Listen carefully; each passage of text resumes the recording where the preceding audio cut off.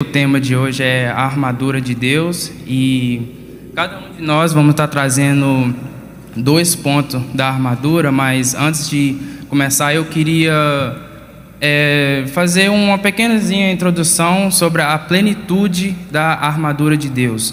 Eu queria trazer uma perspectiva diferente, mas baseada na palavra. Às vezes, quando a gente fala da armadura de Deus, a gente imagina isso aqui, né? E a armadura de Deus, às vezes, não é literalmente isso aqui. Como assim? A gente sabe que Deus, Ele é soberano, Ele é onipotente e não tem principado, não tem potestade, não tem demônio que pode fazer alguma coisa contra a vontade e a soberania de Deus. Então, quando a gente lê em Efésios 6, para sermos revestidos da armadura de Deus, não é que eu vou pegar o capacete da salvação ali, emprestado de Deus, ou a couraça da justiça de Deus. Deus, por ser soberano, onipotente em si, Deus ele é uma armadura. Porque, igual eu falei, ninguém pode fazer alguma coisa contra a vontade de Deus. E nós, quando a gente vem e entrega nossas vidas para Jesus, a Bíblia diz que nós se tornamos um com Cristo. Então, todas as vezes que o inimigo se levanta contra as nossas vidas, ele não está levantando somente contra você, mas contra Cristo que habita em você. Por isso que a palavra de Deus diz que nenhuma arma forjada do inimigo prevalecerá. Por quê? Quando o inimigo se levanta contra a sua vida, ele também está levantando contra o Pai, o Filho e o Espírito Santo que habita em você. Nós somos o templo do Espírito Santo e Ele habita em nós. Jesus, quando eu acho que era no monte, Ele está fazendo uma oração e Ele está falando com o Pai, pedindo que a glória que eles compartilhavam desde a fundação do mundo, Ele estava pedindo para que foi restituída a Ele. Ele fala o seguinte, está em João 17, 20 ao 22. E rogo, não somente por estes, mas também por aqueles que virão a crer em mim pela palavra deles. Ou seja, naquela oração Jesus já estava profetizando sobre cada um aqui, que creriam no nome dele, através da expandição do Evangelho, através da vida dos apóstolos. Para que todos sejam um, assim como tu, ó Pai, és em mim e eu em ti, que também eles estejam em nós, para que o mundo creia que tu me enviastes. Eu lhe dei a glória que me deste, para que sejam um, assim como nós somos um. Paulo também, eu acho que em Romanos, ele vai falar que já não é eu quem vive, mas é Cristo quem vive em mim. Então, outra parte falando que nós já não somos mais nós. Esse corpo aqui não habita só o Wendel, mas Jesus também habita em mim. Então todo levante de Satanás contra as nossas vidas não é só contra nós, é contra o Espírito Santo, é contra Jesus também que habita em nós. E igual eu falei, Deus ele é onipotente, não tem ninguém, não há um Deus maior e nunca haverá. Então se nós estamos tão protegidos, tão revestido de uma armadura impenetrável, uma armadura que inabalável, né? Como que então temos tantos cristãos que se renderam a Jesus, vivendo uma vida de derrota, uma vida que nada dá certo na vida deles? Por que disso?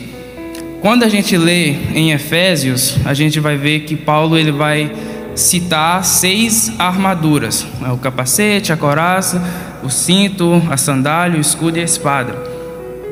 O número 6 se refere ao número do homem. Quando Paulo está nos dando 6 armaduras, Paulo está expondo a nós 6 vulnerabilidades que nós temos como humanos.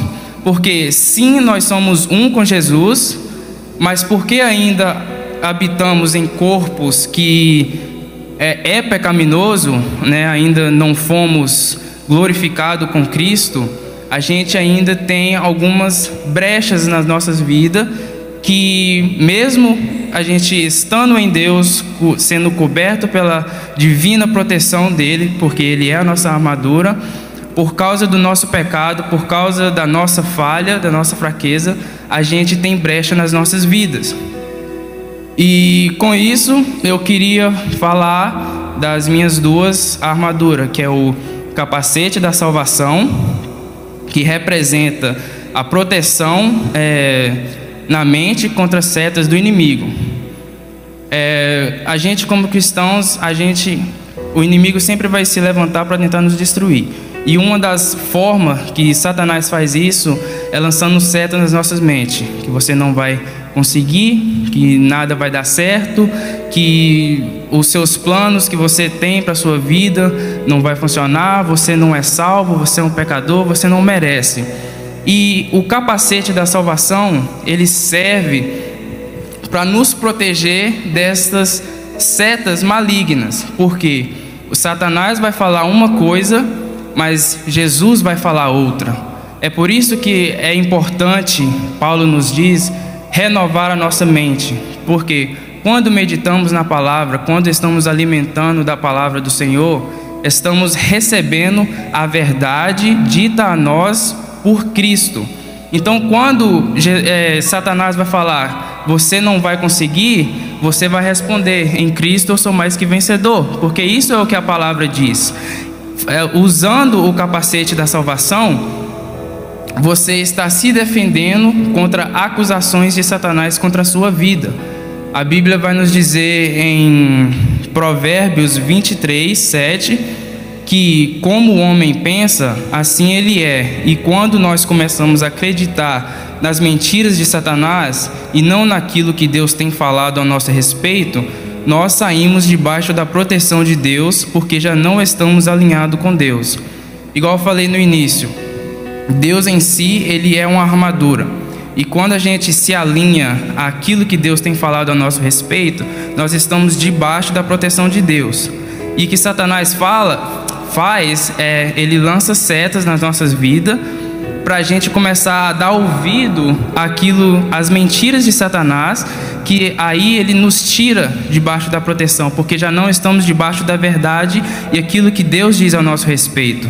E a palavra diz que Satanás ele está ao nosso derredor procurando a quem tragar. Então, se a gente não tem a palavra de Deus, usando o capacete contra essas flechas malignas, a gente vai começar a dar ouvido às mentiras de Satanás, e ali a gente se torna vítima de Satanás. A outra armadura, ela anda sim com o capacete da salvação, que é a couraça da justiça, representando proteção de nosso coração ou de nossas emoções. A Bíblia também vai dizer que enganoso é o coração do homem. Muitas coisas que almejamos, desejamos, se não for da parte de Deus, pode acabar sendo brecha nas nossas vidas. Paulo vai dizer em Romanos que tudo lhe é lícito, mas nem tudo nos convém. Às vezes, quando a gente não está alinhado com o propósito de Deus, quando a gente não está buscando, a gente começa a buscar coisas geradas pelos nossos corações. E a gente acaba acreditando que aquilo é o melhor para nós. E quando a gente não está baseado na palavra, buscando a justiça de Deus, buscando nele, a gente acaba nos destruindo, seguindo as nossas vontades, seguindo os nossos desejos, que acaba nos levando à morte. Então, para finalizar, o Senhor, ele se torna a nossa armadura, como quando nós se tornamos um com Cristo, quando nós se rendemos, entregamos os nossos desejos no nosso coração, Jesus se torna a nossa justiça, ele se torna a nossa proteção contra a acusação do diabo. Precisamos do capacete da salvação para sermos protegidos contra setas malignas, contrárias à palavra de Deus, e precisamos ter um coração voltado a Deus para não vivermos buscando aquilo que nos satisfaz, mas buscando o reino de Deus e toda a sua justiça, para vivermos e desfrutar das riquezas que Cristo tem separado para nós. Amém. Só isso.